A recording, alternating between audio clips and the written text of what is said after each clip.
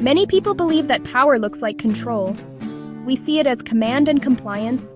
We see it in stories, movies, where the strong leader is the one giving orders and demanding obedience. This image of strength is mostly a myth. The reality is often different. A deep need to control often comes from fear. Dominance is not true strength. It's a loud attempt to manage inner turmoil. Control is a costume. Big, intimidating, impressive on the surface, fear underneath. Controllers hide something from the world and themselves. They are hiding profound fear of abandonment, worthlessness, instability.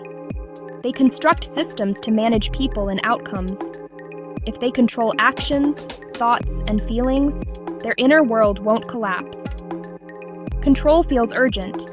It's their coping mechanism. This leads to manipulation. Manipulation is unhealed fear in action. It's goals, safety, or superiority. They weaponize guilt, flattery, lies, gaslighting, like, if you loved me, you'd do this.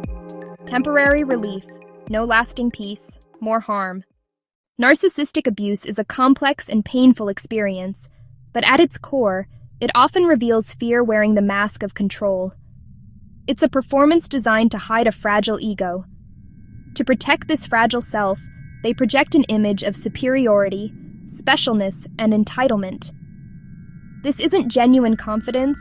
It's a carefully constructed fortress built to keep their deep-seated insecurities hidden from the world, and most importantly, from themselves. They demand constant admiration and attention, not as a preference, but as a vital source of validation. This external validation, or narcissistic supply, is what props up their inflated self-image.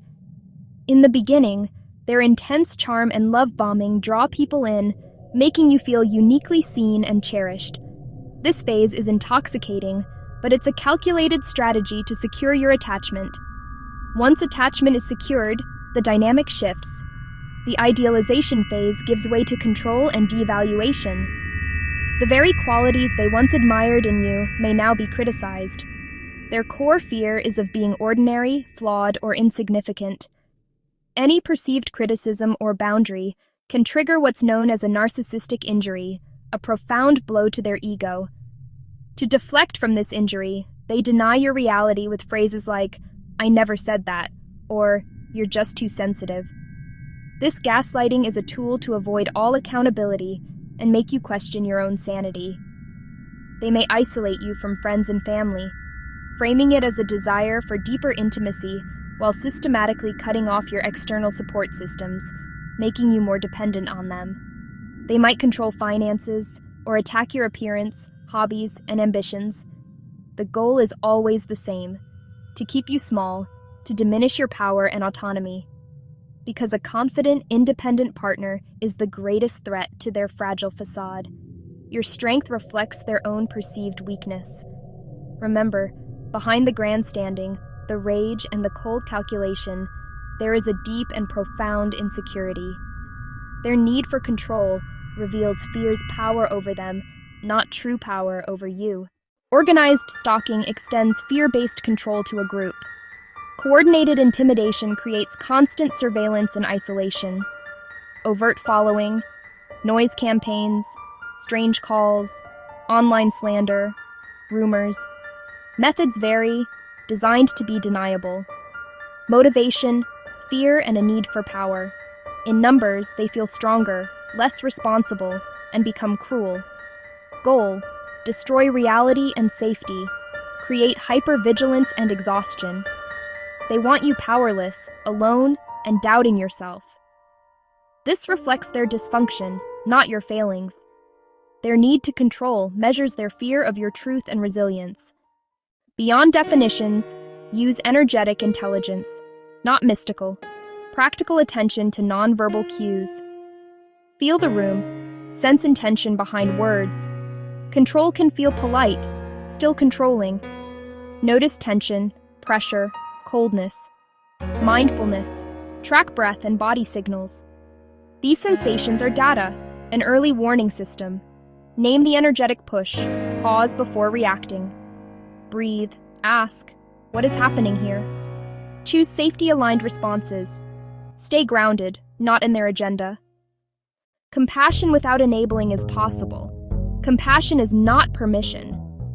Understand their pain and unhealed fear while holding boundaries.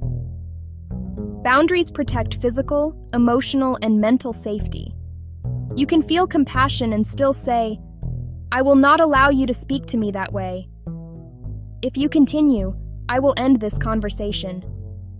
Say no without over-explaining. Limit or end contact when disrespected. Keep compassion private, for your peace, not to lower boundaries.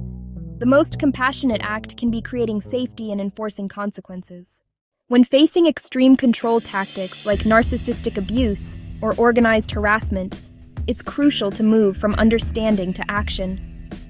Taking practical, deliberate steps is how you reclaim your power and build a fortress of safety around your life. Your well-being is the priority, and these measures are your tools. Start by documenting everything. Keep a detailed, factual log: dates, times, locations, and the exact words and events that occurred. This journal is not for emotional processing, but for creating an undeniable record. Be precise and objective. Save all evidence. This includes emails, text messages, screenshots, and letters. Create multiple digital backups in secure separate locations, like a cloud service and a physical hard drive, that you keep in a safe place. If it is legal and safe to do so in your jurisdiction, capture photos and video. This visual evidence can be incredibly powerful, but always prioritize your immediate safety over gathering proof. This body of evidence is what supports legal action, such as seeking help from law enforcement or obtaining restraining orders. A well-documented case is your strongest asset in the legal system. Secure your digital life immediately. Change all your passwords to be long and unique, and enable two-factor authentication on every account that offers it. This creates a critical barrier against digital intrusion. Reduce your public information online. Audit your social media, lock down your privacy settings, and do not hesitate to block and report any form of harassment.